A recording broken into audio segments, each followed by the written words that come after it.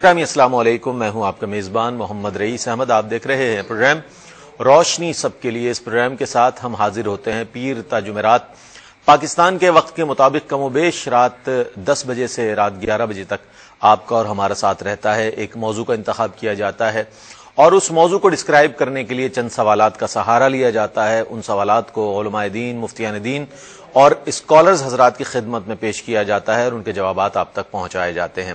آپ جانتے ہیں کہ ماہ ربیع الثانی میں ARYQTV کی ایک بہت ہی ماشاءاللہ تابندہ اور روشن روایت ہے کہ جشن غوث اعظم کے حوالے سے پوری نشریات پیش کی جاتی ہے، جس میں متعدد پروگرامز شامل ہوتے ہیں، اور وہی سلسلہ ہے اور اسی میں ہم بھی اپنا حصہ ڈال رہے ہیں روشنی سب کے لیے۔ اس میں یہ پروگرام شامل کیا جا رہا ہے۔ مقام غوث اعظم آج ہمارے پروگرام کا موضوع ہے، اور حضرت سیدنا شیخ عبد القادر جیلانی رضی اللہ تعالیٰ عنہ کے مقام کے حوالے سے اور ان کی دیگر جو خدمات ہیں ان کے حوالے سے آج بات ہوگی کہ اللہ تعالیٰ نے آپ کو بہت اعلیٰ منصب عطا فرمایا اور دنیا تصوف اور معرفت کی ایک ایسی آپ اعلیٰ شخصیت ہیں کہ کوئی بھی تصوف کی کتاب، کوئی بھی معرفت کی کتاب جب تک آپ کا ذکر نہ ہو شامل اس میں، وہ مکمل نہیں ہو سکتی۔ تو آج اس حوالے سے ہم انشاءاللہ بات کریں گے۔ آج ہمارے ساتھ موجود ہیں ایک بار پھر ممتاز و معروف عالم دین علامہ سید مظفر حسین شاہ صاحب، ایک بار پھر ہمارے مہمان ہیں، اور ماشاءاللہ بہت خوبصورت انداز گفتگو ہے آپ کا، بہت وقیح مطالعہ ہے۔ شاہ صاحب السلام علیکم۔ وعلیکم السلام ورحمۃ اللہ۔ خوش آمدید کہوں گا آپ کو۔ بہت شکریہ۔ کچھ تعطل رہا بیچ میں آپ کی مصروفیت کے تحت، آپ کی شفقت، آپ کی محبت، جزاک اللہ۔ اور آپ کے ساتھ تشریف رکھتے ہیں عہد حاضر کے ممتاز و معروف ریلیجیس اسکالر، ماشاءاللہ وقیح مطالعہ رکھتے ہیں، دینی اور عصری علوم کے حوالے سے پروفیسر انوار احمد زئی صاحب ہمارے ساتھ موجود ہیں۔ سر السلام علیکم۔ وعلیکم السلام ورحمۃ اللہ۔ خوش آمدید کہوں گا سر آپ کو آج کے اس پروگرام میں۔ ہمارے ساتھ موجود ہیں ممتاز و معروف روحانی شخصیت، علمی شخصیت، اور ایک ایسی شخصیت کے جن کے پروگرامز آپ متعدد پروگرامز دیکھتے رہتے ہیں ARYQTV پر، پسند کرتے ہیں۔ صاحبزادہ ڈاکٹر فرید الدین قادری صاحب ہمارے ساتھ موجود ہیں۔ ڈاکٹر صاحب السلام علیکم۔ وعلیکم السلام۔ شاہ صاحب یہ فرمائیے گا کہ حضور سیدنا غوث العظم پیران پیر دستگیر رضی اللہ تعالیٰ عنہ کے حوالے سے ہم بات کریں تو ولی تو ہوتا ہی وہ ہے کہ جو علم معرفت رکھتا ہے، تو آپ کے جو مقام و مرتبے کے حوالے سے کچھ فرمائیے گا کہ علم کے حوالے سے آپ کا کیا مقام و مرتبہ ہے اور دیگر اولیاء امت میں آپ کا کیا مقام ہے؟ بسم اللہ الرحمن الرحیم۔ رب اشرح لی صدری ویسر لی امری واحلل عقدۃ من لسانی یفقہوا قولی۔ میں سب سے پہلے تو بہت مشکور ہوں رئیس صاحب آپ کا کہ اس مبارک ایونٹ پر اور اتنے عظیم موضوع پر آپ نے مجھ جیسی شخصیت کو، یعنی مجھ جیسے حقیر کو یہ سعادت بخشی کہ میں اتنی بڑی جناب میں جو ہے منقبت کا نذرانہ پیش کر سکوں۔ تو میں اس حوالے سے عرض کروں گا کہ سیدنا غوث اعظم رضی اللہ تعالی عنہ وارضاہ عنہ کی ذات گرامی، جس طرح کہ آپ نے اپنی ابتدائی گفتگو میں ذکر فرمایا کہ آپ کی عبقریت اور مقام علم میں جو آپ کا تفوق ہے اور ہماگیریت جو آپ کے مقام کی ہے، وہ یقیناً ہر ایک پر آشکار ہے۔ آپ دربار اولیاء میں، جن کو عرف میں اولیاء کہا جاتا ہے، عرفاً جو عوام جن کو اولیاء کہتی ہے، ولی کہتی ہے، ان دربار میں آپ حضور علیہ الصلوۃ والسلام کے جملہ معجزات کے کامل مظہر اتم ہیں۔ سید عالم صلی اللہ علیہ وسلم جس طرح جماعت اولیاء کے اندر سرکار دو عالم صلی اللہ علیہ وسلم کی شخصیت امامت کی ہے، سیادت کی ہے، قیادت کی ہے، اور آپ کی سیرت پاک کے تقریباً گوشوں کو، بلکہ حقیقی گوشوں کو، تمام گوشوں کو ضبط تحریر لایا گیا، تو یہ بھی آپ دیکھیں تو سرکار غوث اعظم رضی اللہ تعالیٰ عنہ کو دربار اولیاء کے اندر یہ خصوصیت آپ کو عطا ہوئی۔ کئی قسم کی مناسبت ہے، علماء نے اس پر کلام کیا ہے۔ خیر، میں عرض کروں گا کہ جس طرح کہ آپ نے ارشاد فرمایا کہ علم باطنی کے ساتھ ساتھ، علم اسرار کے ساتھ ساتھ، علم رموز کے ساتھ ساتھ، علم طریقت کے ساتھ ساتھ سرکار غوث اعظم رضی اللہ عنہ وارضاہ عنہ کی شخصیت مبارکہ علم ظاہر کے اندر کیا مقام رکھتی تھی، تو یقیناً وہ آپ کی مبارک تصنیفات جو ہیں اور جو آپ کے مبارک و مستند و معتمد اور محقق جو خطبات ہیں، اس کے مطالعے سے آپ کی علمی عبقریت کا اندازہ لگایا جا سکتا ہے۔ میں اس پر مختصراً یہ بات عرض کروں گا کہ اکثر مورخین نے اور اکثر سیرت نگاروں نے اور اسماء الرجال کے مرتبین نے سرکار غوث اعظم رضی اللہ عنہ وارضاہ عنہ کے مناقب کو جو مرتب کیا ہے، اس میں اکثریت نے جو رائے پیش کی ہے وہ ہے کہ آپ کی ولادت طیبہ 470 ہجری سے لے کر اور آپ کی وفات طیبہ 561 ہجری بنتی ہے، یعنی 90 سال بھی ذکر کی گئی ہے، 91 سال بھی ذکر کی گئی ہے۔ سرکار غوث اعظم رضی اللہ تعالیٰ یقیناً اپنے والدہ کے صدف اقدس سے ہی مقام ولایت پر جلوگر ہیں کہ نبوی می علوی فصل بطولی گلشن حسنی پھول حسینی ہے چمکنا تیرا. کیا بات. تو یقیناً سرکار غوث اعظم کو یہ سلسلہ تو حاضر ہے، لیکن آپ نے باقاعدہ اور باضابطہ جو کسبی طریقہ ہے علم ظاہر کے حاصل کرنے کا، وہ آپ کی والدہ ماجدہ رضی اللہ تعالی عنہا نے شروع سے سلسلے کو جاری رکھا. اور بڑی مشہور روایت کہ 18 سال کی عمر شریف جب آپ کی ہوئی اور تحفیظ قرآن اور بنیادی جو ابتدائی علوم ہیں اس میں جب آپ نے کمال حاصل کیا تو مزید اس میں کمال کے لیے اور مزید آگے علمی راہیں جو ہیں جو اجتہاد کے مسائل تک بندے کو لے جاتی ہیں اور علمی تفوق کے مدارج پر لے جاتی ہے، تو آپ کی والدہ ماجدہ رضی اللہ تعالی عنہا نے اپنی تمام ترجمہ پونجی آپ کو دی اور پھر آپ بغداد شریف تشریف لائے 18 سال کی عمر میں. تو پھر آپ نے مکمل طور پر تحصیل علم کیا، کسب علم حاصل کیا، علم ظاہر کے اندر کمال حاصل کیا. اور علم ظاہر پر میں کیا عرض کروں، اس وقت عبقری شخصیات موجود ہیں. وہ دور امام غزالی کو ٹچ کرتا ہے، وہ دور امام ابو القاسم القشیری کا ہے، وہ دور حضرت امام مسعود بغوی صاحب معالم التنزیل کا ہے. لیکن آپ دیکھیے کہ ان کے نام کو چیدہ چیدہ لوگ جانتے ہوں گے، لیکن سرکار غوث اعظم رضی اللہ تعالیٰ کا نام علم ظاہر علم باطن میں ایسا ہے کہ جب غوث اعظم کہہ دیا جائے تو یہ نام ایسا گویا کہ کامل نام ہے کہ اس کے مسمى یعنی ذات مصطفیٰ ذات عبد القادر جیلانی رضی اللہ تعالیٰ کی طرف ذہن متبادر فوراً گویا کہ راغب ہو جاتا ہے. تو سرکار غوث اعظم رضی اللہ تعالیٰ نے تقریباً 33 سے 35 سال تک بغداد کے اندر جید علماء کے سامنے زانو تلمس کو خم کیا اور شیخ حماد جیسی عظیم شخصیت کے سامنے زانو تلمس کو خم کیا، ان سے علم ظاہر حاصل کیا. اور 53 سال، بعض علماء نے لکھا 52 سال کی عمر میں پہلا خطبہ آپ نے مرحمت فرمایا. میں آپ کی علمی عبقریت پر صرف عرض کروں کہ آپ کا لقب محی الدین بھی ہے، آپ کو مجتہد بھی کہا گیا ہے، مجتہد مطلق تک کا اطلاق آپ پر کیا گیا. یعنی علم ظاہر میں حضرت غوث اعظم کا مقام یہ ہے کہ بعض علماء آپ کو مجتہد فی المسائل کہتے ہیں اور بعض علماء مجتہد مطلق کہتے ہیں، اور فرماتے ہیں کہ جس طرح حضرت امام اعظم ابو حنیفہ رحمۃ اللہ علیہ اجتہاد میں اجتہاد مطلق کا درجہ رکھتے تھے، اسی طرح سرکار غوث اعظم رضی اللہ تعالیٰ کی علم ظاہر میں علم القرآن، علم الاحادیث اور جملہ متبادر علم پر اتنی کامل دسترس تھی کہ آپ پر بھی اجتہاد اطلاق کا دعویٰ کیا گیا اور آپ بیک وقت چاروں مذاہب پر فتویٰ دیا کرتے تھے. اور آپ کا باقاعدہ مدرسہ تھا جس میں آپ تدریس فرماتے تھے اور آپ فتویٰ مرحمت فرماتے تھے.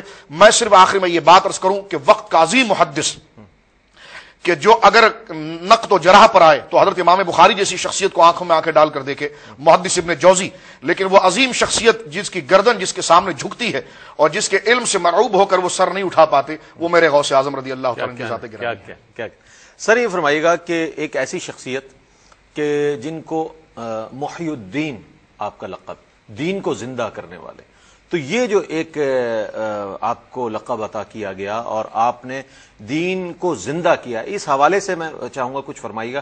جیسے کہ ابتدائی گفتگو میں شاہ صاحب نے فرمایا کہ جس طرح انبیاء علیہ السلام میں نبی کریم علیہ السلام کو اللہ تعالیٰ نے مقام و مرتبہ عطا فرمایا، اسی طرح جماعت اولیاء میں حضور سیدنا غوث العظم پیران پیر دستگیر رضی اللہ تعالیٰ عنہ کو اللہ تعالیٰ چوں محمد درمیان انبیاء غوث العظم درمیان اولیاء، کیا فرمائیں گے اس حوالے سے؟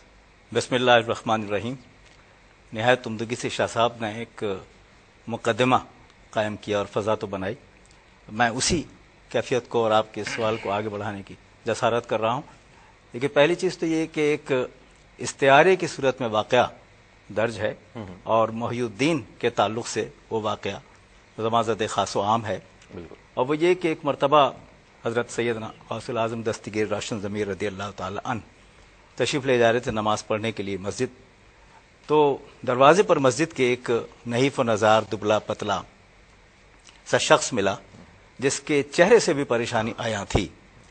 اس نے خود مخاطب کیا آپ کو اور کہا کہ میں چاہتا ہوں کہ میں آپ کے گلے لگ جاؤں.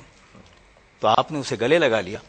پھر اس نے دوسری مرتبہ کہا اور تیسری بار، اور جب تیسری مرتبہ گلے لگا کر ہٹایا تو لوگوں نے بھی دیکھا، آپ نے بھی دیکھا کہ وہ شخص جو ہے وہ نحیف و نزار نہیں رہا، توانا ہو گیا، حسین ہو گیا، کیفیت اس کی بدل گئی، چہرے کی پریشانی ختم ہو گئی. تو لوگوں نے پوچھا تو اس نے خود اپنا تعارف اس طرح کرایا کہ میں دین ہوں اور میں ان سے مس ہو کے توانا ہو گیا ہوں، جس کی وجہ سے محی الدین یعنی دین کو زندہ کرنے والے نشأت الثانیہ کی کیفیت پر لانے والے.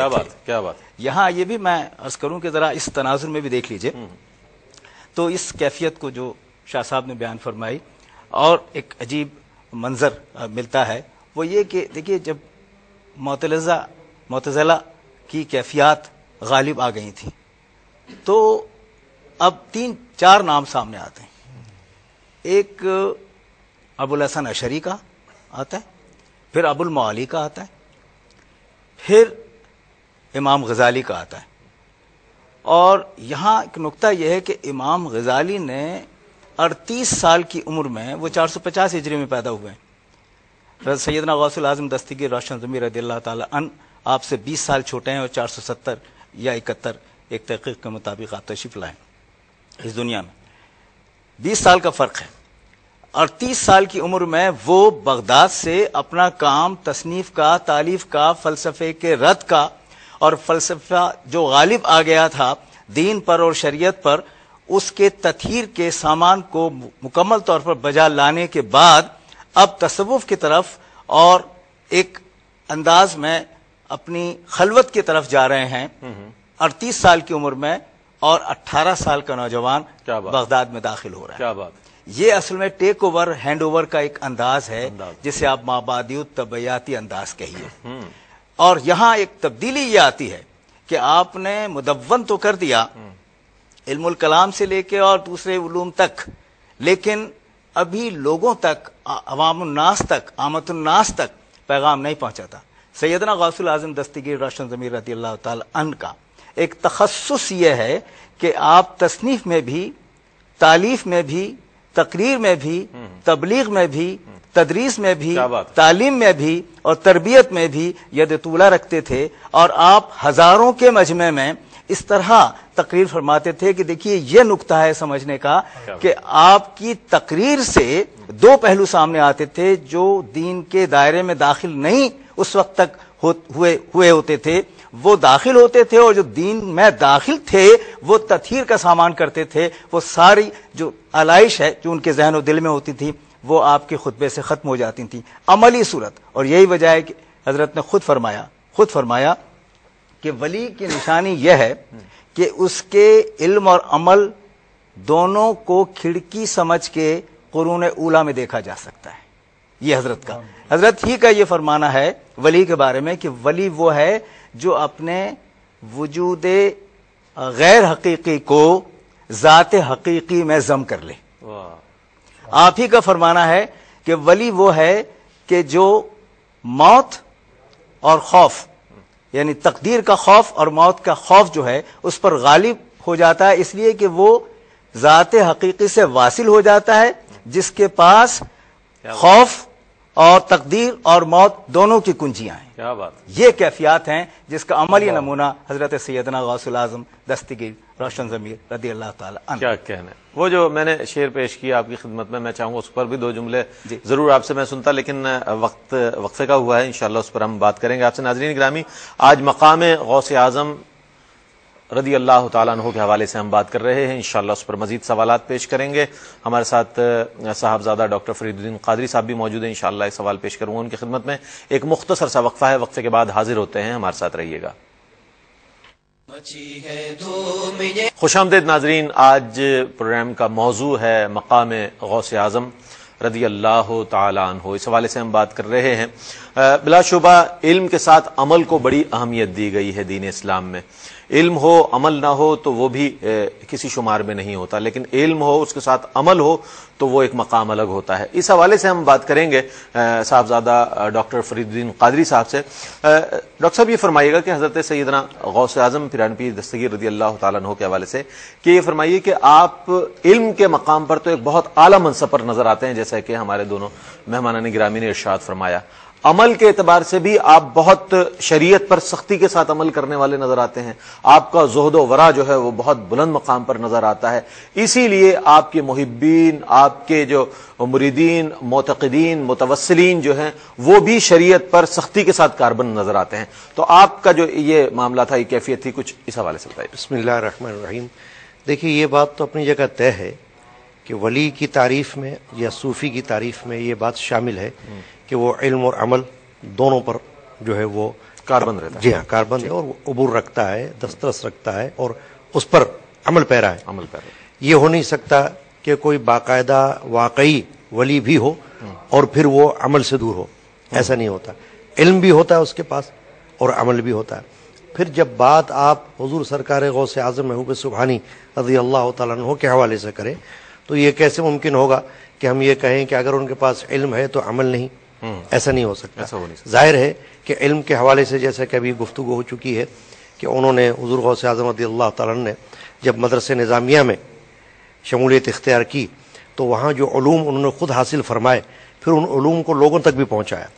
فقہ کے اعتبار سے دیکھیے، تفسیر کے اعتبار سے دیکھیں، حدیث کے اعتبار سے دیکھیں تو وہ سارے علوم جو کہ دینی علوم کہلاتے ہیں اور دینی علوم کی بنیاد کہلاتے ہیں وہ سب حضور غوث اعظم ابو سبحانی رضی اللہ تعالیٰ عنہ نے خود بھی حاصل فرمائے. پھر اس کے بعد ان علوم کو آپ نے اشاعت فرمائی اور لوگوں تک پہنچایا. لکھا ہوا ہے آپ کے حالات میں کہ ظہر کے وقت جو ہے تو آپ کا یہ معمول حسنہ تھا کہ آپ فقہ اور تفسیر اور حدیث کے حوالے سے گفتگو فرماتے تھے. یعنی اس وقت ظاہری جو علوم ہے ان کے حوالے سے آپ کا درس چلتا تھا کہ آپ آنے والے لوگوں کو وہ درس دیا کرتے تھے. اب ظاہر ہے کہ غوث اعظم رضی اللہ تعالیٰ عنہ کا درس دینا جو ہے وہ کسی عام آدمی کی طرح تو ہو نہیں سکتا، جو ہمارے تصور میں یہ آ نہیں سکتا کہ ہم یہ تصور کریں کہ کوئی عام شخص درس دے رہا ہو. جبکہ آپ کے حالات میں لکھا ہوا ہے کہ جب آپ خود بیان فرماتے تھے، کبھی واعظ فرماتے تھے تو 400 علماء تو قلم بند کرنے کے لیے موجود ہوتے تھے، اللہ اکبر، جو کہ قلم دوات لے کر بیٹھے ہوتے تھے. اور غوث اعظم رضی اللہ تعالیٰ عنہ کے زمان اقدس سے صرف ایک جملہ اگر یہ نکلتا کہ اب ہم قال سے حال کی طرف آتے، اللہ، صرف اتنا کہنا ہوتا تو اس میں لکھا ہوا ہے کہ لوگ اپنے کپڑے پھاڑ لیتے تھے. اب اس سے آپ اندازہ لگائیے کہ آپ کی زبان اقدس میں کیا تاثیر اللہ تبارک و تعالیٰ رکھی ہوگی علم کے حوالے سے کہ اگر اتنا ہی جملہ فرمائے تو لوگ جو ہے وہاں پر غش کھا جائیں. اور پھر وہ آپ کے علم کا ایسا ایک سمندر ہے کہ جب آپ بیان فرماتے ہیں تو لکھا ہوا ہے آپ کے حالات میں کہ کئی لوگ، کوئی مجلس، کوئی محفل آپ کی ایسی نہ ہوتی کہ جس میں لوگ جو ہے وہ دائرہ اسلام میں داخل نہ ہو جاتے، یعنی کفار بھی ہوتے وہ بھی دائرہ اسلام میں داخل ہو جاتے.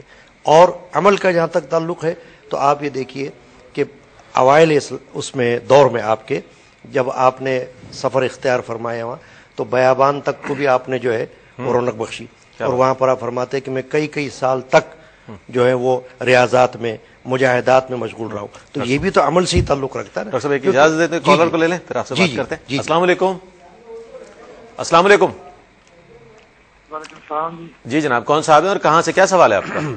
غلام دستگیر جی، فیصلہ آباد سے. جناب آپ ٹیلی ویژن کی آواز بند کر دیجئے، ہمیں آپ کی آواز بند کر دیجیے. غلام دستگیر فیصلہ آباد سے بات کر رہے ہیں. جی جناب، غلام دستگیر صاحب فیصلہ آباد سے، کیا کہیں گے آپ؟ سر یہ 11 شریف کا ختم جلانا ٹھیک ہے؟ میں آپ کی آواز صحیح طور پر سن نہیں پا رہا ہوں. بہر صورت آپ سوال لکھوا دیجئے، انشاءاللہ اگر کوئی سوال ہے تو ہم شامل کر لیتے ہیں. بہت شکریہ آپ کا. ایک اور ہمارے ساتھ کالر ہے. السلام علیکم. سر مجھے حضرت غوث اعظم اور حضرت جنید بغدادی کے جو دور ہے ان کا ڈفرینس معلوم کرنا ہے کہ کتنا ہے. ٹھیک ہے، ٹھیک ہے، بہت شکریہ جناب آپ کا اس پروگرام میں شامل ہونے. جی ڈاکٹر صاحب مکمل فرمائیں. میں عرض کر رہا تھا کہ جو ریاضات اور مجاہدات کا تعلق ہے وہ بھی عملی سے تعلق رکھتا ہے نا. یعنی کہ جب آپ اگر صوفیہ میں یہ دیکھیں کہ انہوں نے کہیں چلہ کشی بھی کی ہے یا انہوں نے کوئی اپنے اوپر ایسے مجاہدات اختیار کیے ہیں جو عام آدمی کے بس کی بات نہیں، وہ سب عمل سے ہی تعلق رکھتا ہے، کیونکہ انہوں نے اپنے نفس کو زیر کرنے کے لیے یہ سارے جو ہے عمل سے اپنے آپ کو مزین کیا ہے. تو سرکار عبد القادر جیلانی رضی اللہ تعالیٰ نے جس وقت یہ بیابان کا سفر اختیار فرمایا تو کئی سال آپ ایسا بھی آپ کا رہا ہے کہ آپ بھوک اور پیاس سے بھی آپ رہے ہیں. یعنی کہ معلوم ہوا کہ آپ نے کوئی کھانا نہیں کھایا، یہاں تک پانی تک بھی، کبھی پانی پیا تو کھانا نہیں کھایا، کھانا کھایا تو پانی چھوڑا. یہ سارے ریاضات مجاہدات سے بھی آپ گزرے حضور غوث اعظم رضی اللہ تعالیٰ. اور پھر ایسی بھی ایک منزل ہے کہ اگر عمل کے اعتبار سے دیکھیں کہ آپ فرماتے ہیں کہ رات کے یعنی کہ عشاء کے وضو سے لے کر صبح فجر تک کی وقت تک آپ اپنے عمل میں مصروف رہے، یعنی قرآن مجید کی تلاوت میں رہے، عبادات میں رہے.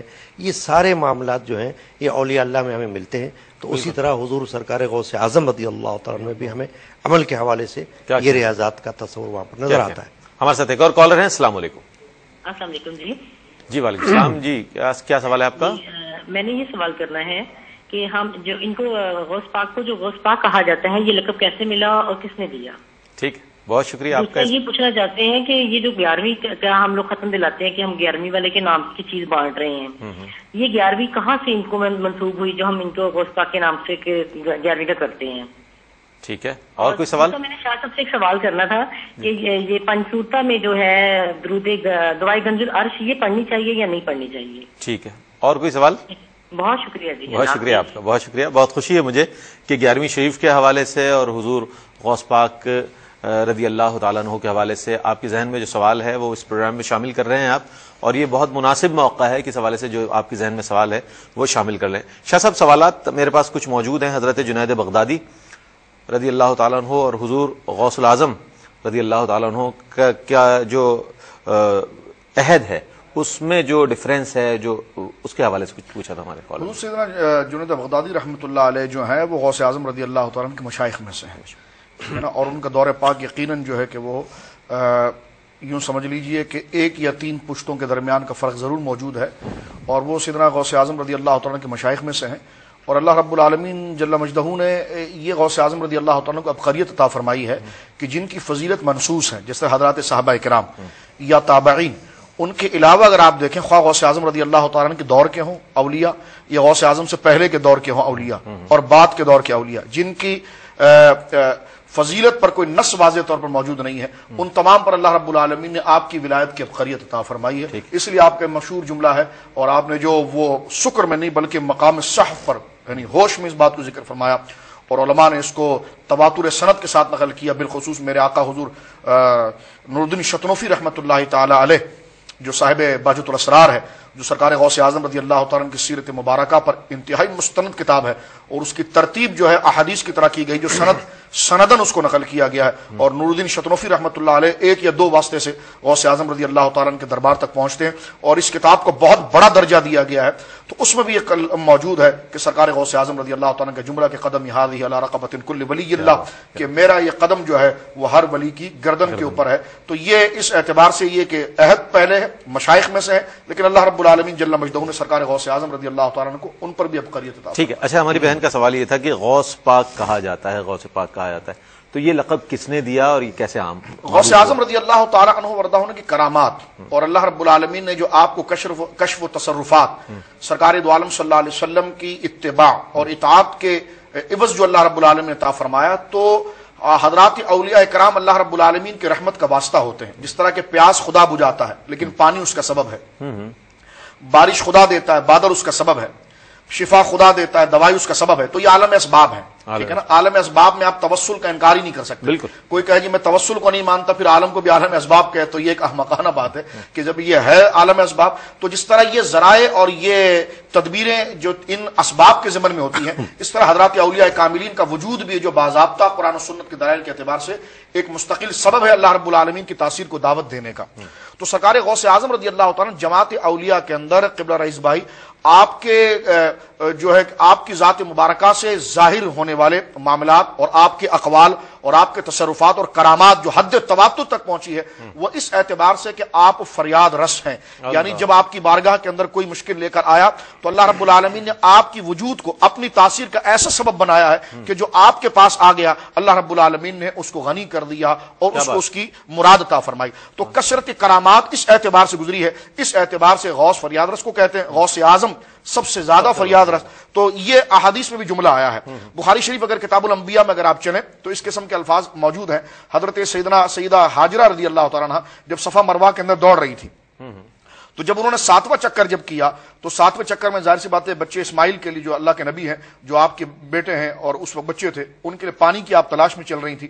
تو جب 7ویں چکر میں آئی جہاں پر آج حاجی دوڑتے ہیں میلان احدرین کے درمیان عمرے کرنے والے، تو وہاں پر آپ نے پہنچ کر سیدنا غوث اعظم رضی اللہ تعالیٰ عنہ کے حوالے سے اگر آپ اس کنیکشن کو دیکھیں تو سرکار دو عالم صلی اللہ علیہ وسلم خود ارشاد فرماتے ہیں، بخاری شریف کتاب الانبیاء میں حدیث موجود ہے کہ حضرت سیدہ حاجرہ رضی اللہ تعالیٰ عنہ کو حضرت جبریل کے پروں کی پھڑپھڑانے کی آواز آئی. حضرت جبریل نظر نہیں آ رہے تھے، لیکن جملہ جو زبان سے نکلا، وہ سیدہ حاجرہ کی زبان سے جو جملہ نکلا ہے وہ حدیث بخاری شریف موجود ہے کہ اغث ان کان عندک خیرا. اغث فعل امر ہے اور غوث اس کا مصدر ہے. اب آپ جملہ یہ کہہ رہے ہیں اغث ان کان عندک خیرا، اے میرے غوث، اے میرے فریاد رس جبریل، تو میری مدد کر اگر تیرے پاس کوئی خیر موجود ہے. تو یہ اس قسم کے کلمات احادیث کے اندر بھی موجود ہیں کہ جن کو اللہ رب العالمین اپنی تاثیر خیر کو بڑھانے کے لیے سبب بناتا ہے ان کو غوث کہا جاتا ہے، ان کو مددگار کہا جاتا ہے، اور یہ احادیث میں موجود بھی ہے. اور سرکار دو عالم صلی اللہ علیہ وسلم نے جملہ خود بھی ارشاد فرمایا اغث ان کان عندک خیرا، جو سیدہ حاجرہ کی زبان سے نکلا. تو میں آخری بات اس پر ختم کرتا ہوں کہ سیدنا غوث اعظم رضی اللہ تعالی عنہ وردہ عنہ کو دربار اولیاء کے اندر اس قسم کی کرامات حد تواتر تک پہنچی ہے کہ کوئی بھی آپ کے پاس کوئی فریاد لے کر آیا اور آپ نے گویا کہ اللہ رب العالمین جل مجدہ کی جانب سے اس اسباب ایسے مضبوط سبب بنے ہیں کہ جو اللہ رب العالمین کی تاثیر نفع اور تاثیر خیر کو آگے بڑھاتے ہیں. اس بنا پر آپ پر یہ لفظ مطلق بولا جاتا ہے غوث کا، اور بالخصوص غوث اعظم کا، کہ سب سے بڑے فریاد رس. کیا کہنا ہے ناظرین گرامی، چونکہ ماہ ربیع الثانی ہے تو اس میں صرف پاکستان میں یا ہندوستان میں نہیں بلکہ دنیا بھر میں جتنے لوگ جس سلسلے سے بھی وابستہ ہیں حضور سیدنا غوث الاعظم رضی اللہ تعالیٰ عنہ کی 11ویں شریف کے حوالے سے نیاز کرتے ہیں، ان کے حوالے سے ایک ہماری بہن نے جو سوال کیا کہ 11ویں شریف کیوں کی جاتی ہے اور کیسے اس کا آغاز ہوا، اس کا کیسے، تو اس حوالے سے یقیناً بہت سارے لوگوں کی رہنمائی ہو جائے گی آپ کے اس جواب سے. وقفے میں بہت کم وقت ہے، میں چاہوں گا شاہ صاحب میں اختصار سے بیان کروں گا. غوث اعظم رضی اللہ تعالیٰ عنہ کی سن وفات کو 2 ذکر کیا گیا ہے، ایک 17 بھی ذکر کی گئی، 11 بھی ذکر کی گئی. 11ویں شریف اصل میں اصال ثواب ہے، یعنی قرآن، اور یہ شریعت مطہرہ کا ایک مسلمہ مسئلہ ہے کہ عبادات چاہے بدنی ہو چاہے مالی ہو یا اس کا مجموعہ، اگر بندہ کرے تو اللہ کی رضا کے لیے اور اللہ اس پر جو اجر عطا فرمائے تو وہ اپنی مرضی سے جسے چاہے اس کو ایصال کر سکتا ہے. قرآن میں موجود ہے، احادیث میں موجود ہے. تو لہذا 11ویں شریف اصلاً ایصال ثواب ہے. اس کو 11ویں کیوں کہتے ہیں؟ یہ ایصال ثواب تو کئیوں کے لیے کیا جاتا ہے، تو یہ تعارف کے لیے. جس طرح کہ آپ کا نام رئیس ہے، میرا نام مظفر شاہ ہے، تو ہم ہیں تو سب انسان، لیکن ہمارا یہ نام ہمارے تعارف کے لیے. تو لہذا یہ 11ویں شریف کی نسبت جو اس طرف کی جاتی ہے کہ یا اللہ جو میں نے قرآن پڑھا، یہ جو میں نے حدیث پڑھی، یا اللہ جو میں نے نیک کام کیے، اور تو کسی کے نیک کام کے اجر کو ضائع نہیں فرماتا اور اپنے فضل سے تو اجر عطا فرماتا ہے، تو یا اللہ یہ ثواب میں سیدنا غوث اعظم کی روح اقدس کی طرف تفویض کرتی ہوں. تو لہذا اس عمل مبارکہ کو ایصال ثواب بھی کہا جاتا ہے، اور سرکار غوث اعظم کے لیے اس کو مختص کر دیا گیا تو اس کو 11ویں شریف بھی کہا جاتا ہے. ناظرین گرامی، ہماری کوشش رہی کہ اس سیگمنٹ میں آپ کے تمام سوالات کے جوابات آپ تک پہنچا دیے جائیں. حاضر ہوتے ہیں ایک مختصر سے وقفے کے بعد. ہمارے ساتھ رہیے گا، چند سوالات ہیں، بہت اہم پروگرام ہے آج کا. ماہ رواں جو ہے، ماہ ربیع الثانی جو ہے، اس حوالے سے آج بہت عمدہ اور بہت مفید گفتگو ہو رہی ہے. ہمارے ساتھ رہیے گا. حاضر ہوتے ہیں وقفے کے بعد. القادر جیلانی رضی اللہ تعالیٰ عنہ کے حوالے سے ہم پروگرام کر رہے ہیں. آپ کے علمی مقام کے حوالے سے اور آپ کی دیگر خصوصیات کے حوالے سے بات ہو رہی ہے. سر ہمارے ساتھ موجود ہیں پروفیسر انوار احمد زئی صاحب. سر کیا فرمائیں گے اس حوالے سے کہ آج کل جو ہمارے ہاں ایک غلط فہمی بہت عام ہو گئی ہے وہ یہ ہے کہ کہا یہ جاتا ہے کہ راہ طریقت اور راہ شریعت جو ہے یہ 2 جدا راہیں ہیں، تو ان کا باہمی ربط کیا ہے، اس حوالے سے کچھ فرمائیے گا. اور ان دونوں کے ملاپ کے بعد جو ایک ولی کامل کی شکل سامنے آتی ہے، اس حوالے سے کچھ فرمائیے گا. حضرت سیدنا غوث الاعظم دستگیر راشن ضمیر رضی اللہ تعالی عنہ کا اپنا فرمان ہے کہ شریعت کے بغیر طریقت مکمل نہیں ہے. طریقت شریعت کو منضبط کر کے اور لوگوں کے درمیان ایک تفہیم کا راستہ بناتی ہے. ٹھیک ہے. تو اس سے کتنا زیادہ اچھے انداز میں سمجھ میں آ جانے والا عمل ہے کہ طریقت اور شریعت 2 راہیں نہیں ہیں. ایک تو یہ. ٹھیک. اب اگر لفظی اعتبار سے دیکھیں تو طریق اور شرع یا شارع، ان دونوں میں بھی لغوی تھوڑا سا باریک سا فرق ہے. بڑی شاہراہ کو تو آپ شریعت کہتے ہیں، اس بڑی شاہراہ کی طرف جانے والے چھوٹے چھوٹے راستے جو ہیں ان کو طریقت کہتے ہیں. طریق ہے بھی وہی، جی بالکل، معنوں کے اعتبار سے بھی وہی ہے. اب کسی منزل پر پہنچنا ہو تو سوچا یہ جاتا ہے کہ سہل ترین، قریب ترین کون سا راستہ ہے جو ہم اختیار کریں اور منزل تک پہنچ جائیں.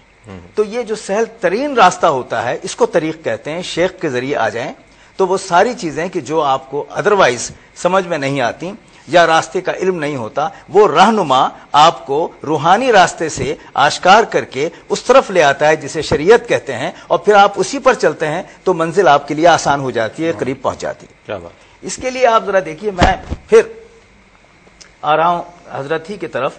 آپ نے فرمایا تھا کہ یہ جو انالحق کہہ دیا تھا نا، اس زمانے میں کوئی اس کا ہاتھ پکڑنے والا اور زبان روکنے والا نہیں تھا. دیکھیے میں طریقت اور شریعت کے اتصال کی بات کرنے جا رہا ہوں. کوئی تھا نہیں جو اس کا ہاتھ پکڑتا. میں اگر اس وقت ہوتا تو اسے اس اذیت سے نجات دلا دیتا. کیا بات. آپ ذرا دیکھیے, ایک تسلیم کر رہے ہیں کہ اس نے اذیت کا راستہ تلاش کیا, نجات دلا دیتا کا مطلب یہ ہے کہ میں اس کی اصلاح اس انداز میں کرتا کہ طریقت یہ کہتی ہے کہ شریعت کو نہ بھلاؤ, تم شریعت کے بغیر طریقت کی بات کر رہے ہو جو مناسب نہیں. تو اس لیے یہ کہنا اس دور میں کہ طریقت کوئی اور چیز ہے, طریقت اصل میں ایک ایسا چھوٹا سا انداز ہے کہ جو آپ کو بڑے نصاب کی طرف لے جانے کے لیے گائیڈ دیتا ہے. واہ کیا کہیں ڈاکٹر صاحب, آپ ایک بہت بلند پایا علمی شخصیت ہیں اور ظاہری اور باطنی علوم اللہ تعالیٰ نے آپ کو عطا فرمائے. یہ فرمائے گا آپ کی تصانیف کا جو ہے وہ آج بھی حوالہ دیا جاتا ہے, زمانوں سے دیا جاتا رہا ہے اور زمانوں تک دیا جاتا رہے گا.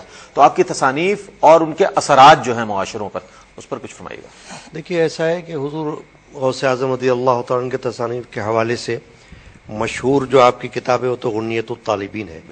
اگرچہ اس میں کچھ متقدمین میں سے بھی علماء ایسے گزرے ہیں بزرگان دین جنہوں نے یہ فرمایا ہے کہ اس میں کچھ الحاق بھی کر دیا گیا ہے, یعنی ممکنات میں سے, کیونکہ کچھ ایسی باتیں ہیں کہ جس پر یہ کلام کیا گیا ہے اس بات کا, لیکن پھر بھی غنیۃ الطالبین کو حضور غوث اعظم رضی اللہ تعالیٰ عنہ سے منسوب کیا جاتا ہے. پھر اس کے علاوہ آپ کے ملفوظات اور آپ کے مواعظ کا مجموعہ جو ہے وہ خود آپ کے پوتے حضرت سیدنا عفیف الدین مبارک رضی اللہ تعالیٰ نے مرتب کیا ہے, جس میں حضور غوث اعظم کے کچھ ارشادات ہیں, خطبات کے طور پر ہیں. پھر فتح الربانی کے حوالے سے ہیں. اس کے علاوہ آپ کا دیوان بھی ہے جو کہ فارسی زبان میں دیوان غوث الاعظم کہلاتا ہے, کیونکہ آپ نے شاعری جو ہے جس طرح قصید الغوثیہ ہے وہ تو عربی زبان میں ہے, لیکن آپ نے فارسی زبان میں بھی جو ہے وہ نظم جو ہے کہی ہے, اور وہ دیوان غوث الاعظم موجود ہے. پھر رسالہ غوث الاعظم کر کے موجود ہے جس میں الہامات ہیں وہ کہ جو حضور غوث اعظم رضی اللہ تعالیٰ عنہ کے قلب پر اللہ تبارک و تعالیٰ کی طرف سے الہامات ہوئے, ان کو ارشاد فرمایا خود حضور غوث اعظم رضی اللہ تعالیٰ نے, تو وہ رسالہ غوث الاعظم موجود ہے. چنانچہ غنیۃ الطالبین ہے, اور یہ فتح الغیب بھی ہے, فتح الربانی بھی ہے, دیوان غوث اعظم بھی ہے, رسالہ غوث الاعظم بھی ہے. یہ سرکار غوث پاک رضی اللہ تعالیٰ عنہ کی تصانیف شمار کی جاتی ہے. کیا کہنا میں اس کو ایک کتاب میں آپ کی اجازت جی کتاب الادب ایک بہت وسیع معنی اور مفہوم رکھنے والی کتاب ہے. اس میں 3 چیزیں بہت اہم ہیں. یہ عبادات اور طرائق یہ سب تو ارشاد فرمائے, لیکن کتاب الادب میں 3 چیزیں ہیں. پہلی چیز تو معاشرے کی تطہیر کے لیے جو اصول ہیں وہ وضع کیے گئے ہیں.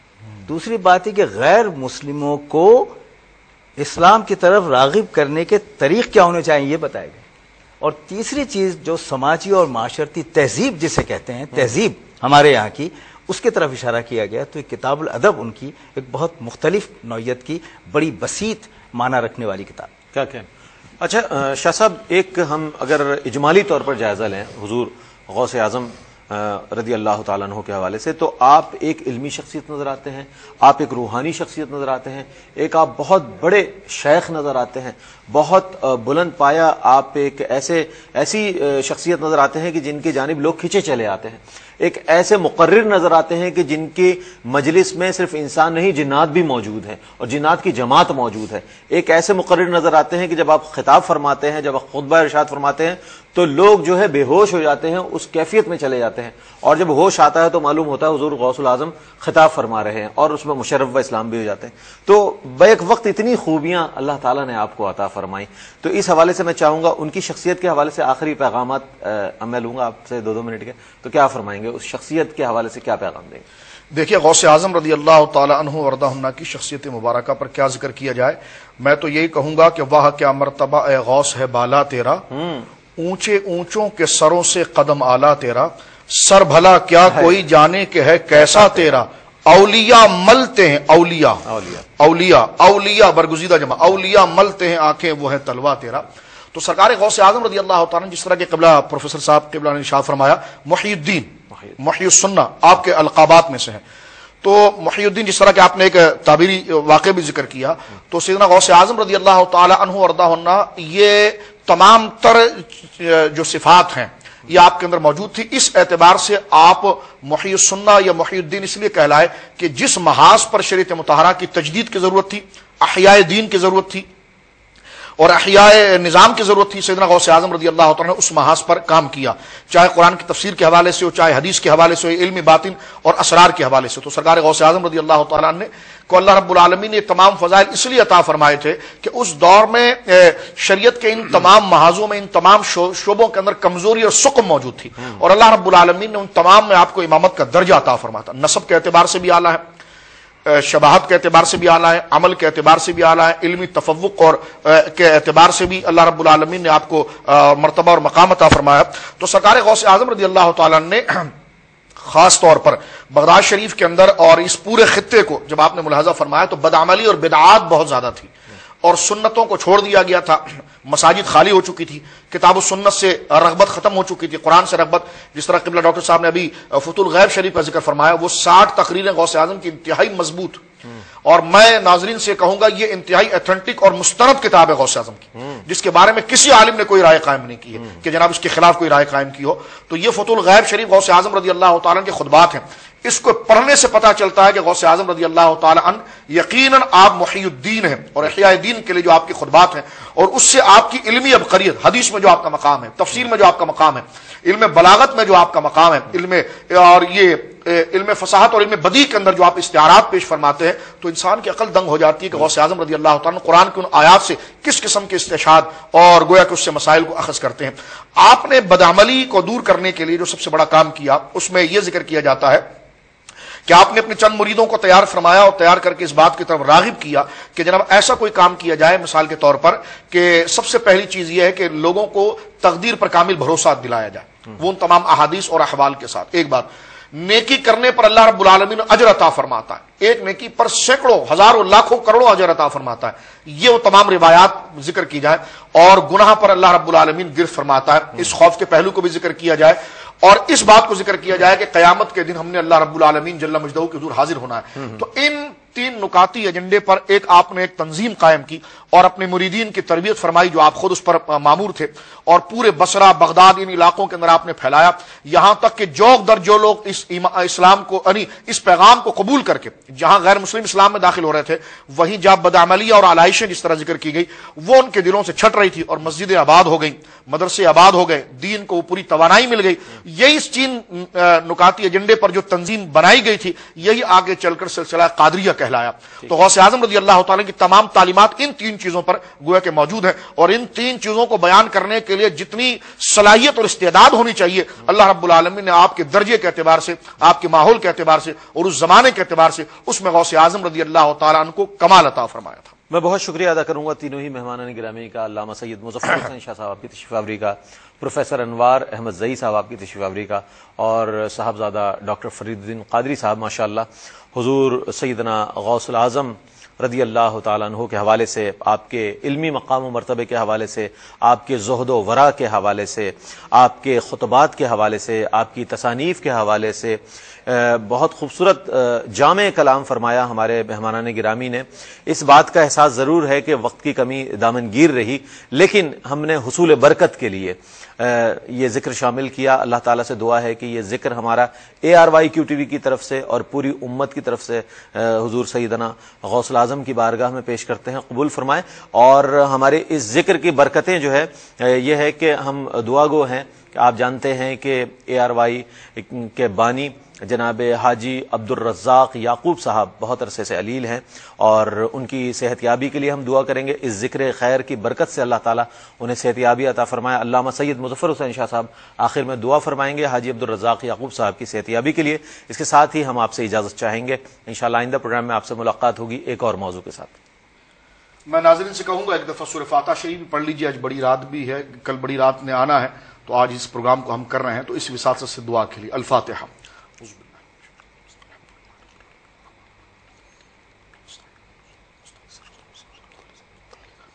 अल्लाहुम्मा सल्लि अला सय्यिदिना मौलाना मुहम्मदिन व बारिक वसल्लिम सलातन व सलामन अलैका या रसूल अल्लाह। या इलाही आलमीन, जो हमने पढ़ा इसे अपने फजल से अपनी बारगाह में कबूल फरमा। مولا کریم تو اپنے فضل عمیم سے جو ثواب اس پر مرحمت فرماتا ہے، تیرے حبیب لبیب سید عالم صلی اللہ علیہ وسلم کی جناب میں مولا کریم ہدیتاً پیش کرتے ہیں، قبول منظور فرما۔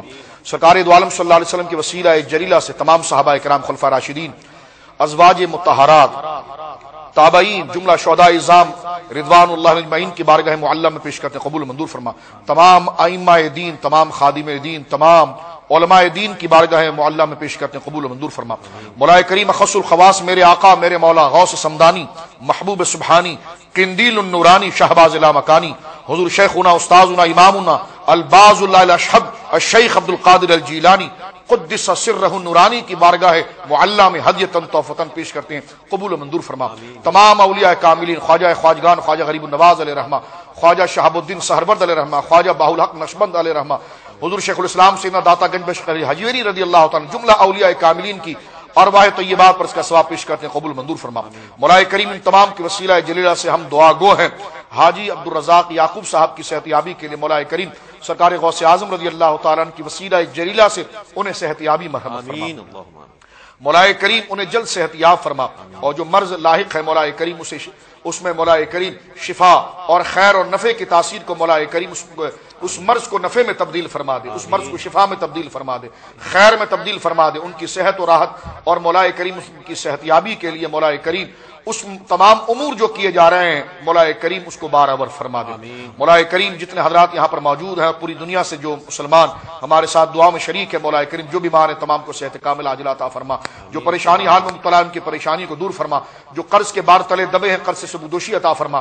بالخصوص دعا فرمائیے ہمارے اس ادارے ایروائی کیو ٹی وی کے لیے جو ایک عرصہ دراز سے عہد ساز خدمت انجام دے رہا ہے، اللہ رب العالمین اس ادارے کی حفاظت فرمائے اور اس ادارے کو مولا کریم ترقی عطا فرمائے، اور تمام چار دنگ عالم کے اندر حضرات اولیاء کاملین کے پیغام کے لیے اور اسلام کے صحیح اور اصل چہرے کو جو عظیم سرکار دو عالم صلی اللہ علیہ وسلم کی سیرت اور حضرات اولیاء کرام کی سیرت سے متعارف کرایا جا رہا ہے، اللہ رب العالمین اس خدمات کو قبول فرمائے۔ حاجی عبدالرؤوف صاحب کو اللہ رب العالمین صحت عطا فرمائے، اس خاندان پر اللہ رب العالمین اپنا خاص فضل و کرم فرمائے۔ جتنے علماء ہمارے ساتھ یہاں پر شریک ہوتے ہیں، جتنے بزرگ ہمارے ساتھ موجود ہیں، مولا کریم تمام کے علم میں، عمل میں، عمر میں برکت عطا فرما، اور ہماری تمام التجاؤں کو مولا کریم اپنی فضل سے اپنی بارگاہ میں مستجاب و مقبول فرما۔